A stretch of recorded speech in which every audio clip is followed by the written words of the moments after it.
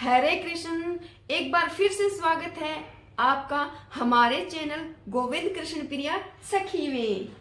आज हम सुनते हैं दीपावली व्रत कथा। तो चलिए शुरू करते हैं। एक बार भगवान विष्णु जी ने माता लक्ष्मी जी से कहा, लोगों में कितनी भक्ति बढ़ गई है, सब लोग नारायण नारायण का जाप करते हैं। फिर लक्ष्मी जी ने कहा, ये सब आपको पाने के लिए नहीं, मुझे पाने के लिए ऐसा करते हैं। ये सुनकर भगवान विष्णु जी बोले, अगर लोग तुम्हें पाने के लिए ऐसा करते तो वह नारायण नारायण की जगह लक्ष्मी लक्ष्मी का जाप करते। तो माता लक्ष्मी जी ने कहा, अगर विश्वास ना हो तो क्यों ना हम लोगों की परीक्षा लेते हैं। फिर भगवान विष्णु जी एक गांव में एक ब्राह्मण का रूप लेकर गए और एक घर का दरवाजा खटखटाया। घर से एक सेठ बाहर आया और बोला, भाई क्या काम है। तो भगवान बोले, तुम्हारे नगर में मैं भगवान की कथा कीर्तन करना चाहता हूँ। फिर सेठ बोला, ठीक है महाराज, जब तक कथा होगी आप मेरे ही घर में रहना। गांव के कुछ लोग इकट्ठे हो गए और सब तैयारी करने लग गए। पहले दिन बहुत कम लोग आए, अब स्वयं भगवान ही कथा करने आए थे तो दूसरे और तीसरे दिन लोगों की भीड़ हो गई। भगवान ये देखकर अत्यंत प्रसन्न हुए कि लोगों में कितनी भक्ति बढ़ गई है।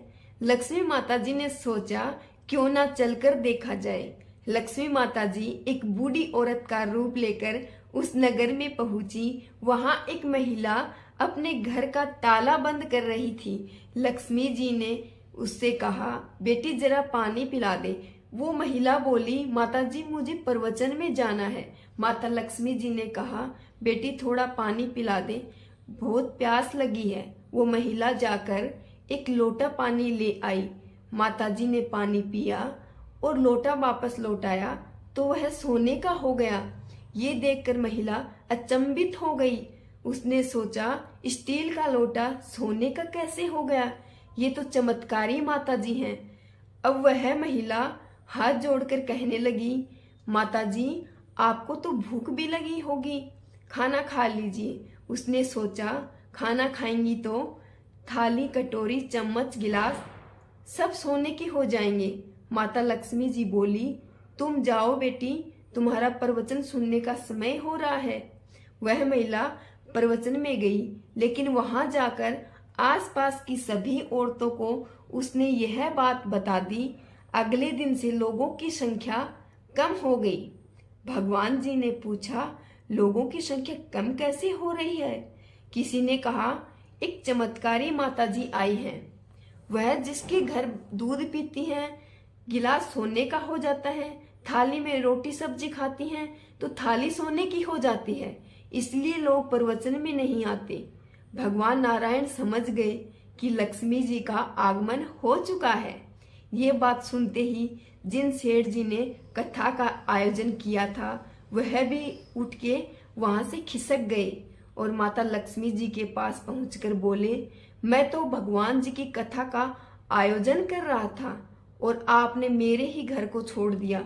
माता लक्ष्मी जी बोली, तुम्हारे घर तो मैं सबसे पहले आना चाहती थी, लेकिन तुमने अपने घर में जिस कथा कहने वाले को ठहराया है, तुम उसे यहाँ से जाने को कहोगे तभी मैं वहां आ सकती हूँ। उन्होंने कहा, बस इतनी सी बात है, अभी मैं उनकी व्यवस्था धर्मशाला के कमरे में करवा देता हूँ। जैसे ही भगवान जी कथा कह के सेठ जी के घर आए तो सेठ जी बोले, अपना बिस्तर बांधो, मैंने आपकी सारी व्यवस्था धर्मशाला में कर दी है। तो वह महाराज जी बोले, यानी कि नारायण भगवान जी बोले, अभी तो 2-3 दिन की ही कथा बची है, यहीं रहने दो मुझे। सेठ जी बोले, नहीं नहीं, आप यहाँ से जल्दी जाओ, मुझे और कुछ नहीं सुनना, मुझे यहाँ अपने किसी और मेहमान को ठहराना है। इतने में ही लक्ष्मी जी वहां आई और सेठ जी से बोली, आप थोड़ा बाहर जाइए, इनसे तो मैं ही बात कर लेती हूँ। माता लक्ष्मी जी ने भगवान विष्णु जी से कहा, प्रभु अब तो मान गए ना। भगवान नारायण भगवान नारायण बोले, हाँ प्रिय, ये आपका ही प्रभाव है, लेकिन एक बात आपको मेरी भी माननी पड़ेगी। आप यहाँ तभी आई जब संत के रूप में मैं यहाँ आया। संत जहाँ कथा करेंगे वहाँ लक्ष्मी जी का निवास जरूर होगा। यह कहकर नारायण भगवान ने वैकुंठ के लिए विदाई ले ली। अब प्रभु के जाने के बाद सेठ जी के घर सभी गांव वालों की भीड़ हो गई। सभी चाहते थे कि माता जी सबके घर बारी बारी आए। लक्ष्मी जी ने सेठ और बाकी गांव वालों को कहा, अब मैं भी यहाँ से जा रही हूँ। सभी को हैरानी हुई। माता जी ने कहा, मैं वहां रहती हूँ जहाँ भगवान नारायण का वास होता है। आपने तो उन्हें यहाँ से निकाल दिया है, फिर मैं यहाँ कैसे रह सकती हूँ। ये कहकर लक्ष्मी जी वहां से चली गई। जहाँ परमात्मा भगवान विष्णु जी यानी हमारे कृष्ण भगवान जी का वास है, वहां माता लक्ष्मी जी का वास है। केवल माता लक्ष्मी जी के पीछे भागने वाले को कभी भी माया नहीं मिलती। इसके लिए हमें भगवान श्री कृष्ण जी यानी कि भगवान विष्णु जी का नाम जाप और उनको प्रसन्न करना होगा। ये थी दीपावली के व्रत की कथा। जो भक्त दीपावली के दिन व्रत करते हैं उनके ऊपर भगवान श्री कृष्ण जी अपना अपार प्रेम बरसाते हैं, और भगवान श्री कृष्ण जी अपना प्रेम बरसाएंगे तो लक्ष्मी जी का वास तो अपने आप ही हो जाएगा। इसीलिए दीपावली के दिन व्रत किया जाता है, हमारे प्रभु हमारे कान्हा जी को प्रसन्न करने के लिए। अब है ना, दीपावली की कई पौराणिक कथाएं हैं कि दीपावली क्यों मनाई जाती है, दीपावली किस कारण से मनाई जाती है। कई पौराणिक कथाएं हैं। दीपावली की प्रचलित पौराणिक कथाओं में से पहली कथा है, एक पौराणिक कथा के अनुसार कार्तिक अमावस्या के दिन भगवान श्री राम वनवास काटकर और रावण का वध करके अयोध्या लौटे थे।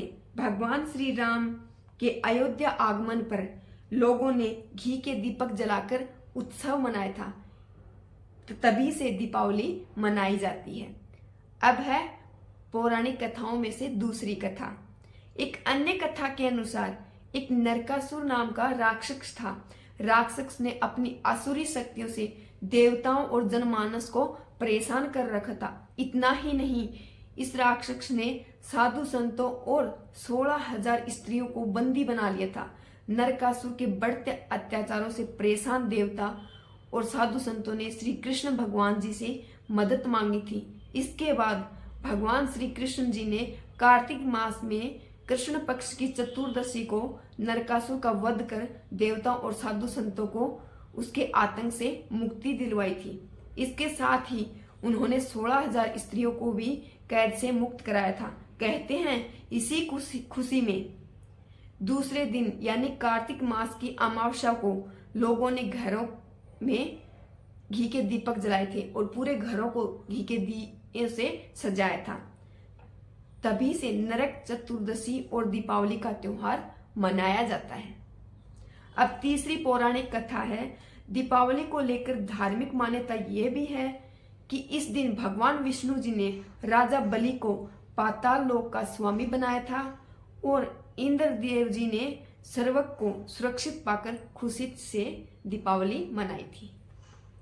अब चौथी पौराणिक कथा यह है, एक अन्य कथा के अनुसार दीपावली के दिन समुद्र मंथन के दौरान क्षीर सागर से माता लक्ष्मी जी प्रकट हुई थी और उन्होंने भगवान विष्णु जी को पति के रूप में स्वीकार किया था। तभी से दीपावली का त्योहार मनाया जाता है।